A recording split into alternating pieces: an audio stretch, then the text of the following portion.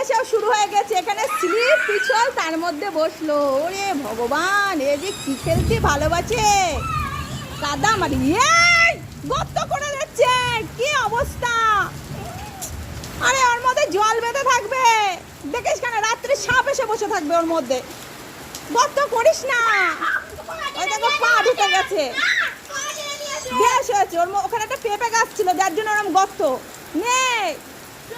চলে আয়, ভিজিস না, চলে আয়। কি করছিস? ওরে বাবা রে, আমার তো হলুদ গাছ নিয়ে চলে এসেছে গো। ইস ইস ইস ইস ইস ইস, গর্ত করে এখন নাকি উঠোনের মাঝখানে হলুদ গাছটা পুঁতে দিচ্ছে। কি জ্বালাতন। হ্যাঁ রে, ওখানে হলুদ গাছ হবে না, চলে আয়।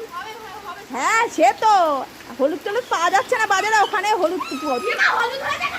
হ্যাঁ আগে থেকে হলুদ হয়েছে।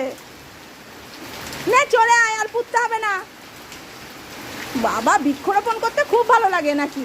চলো চলে আসো, চলে আসো। আরে বৃষ্টি পড়ছে, ঠান্ডা লেগে যাবে।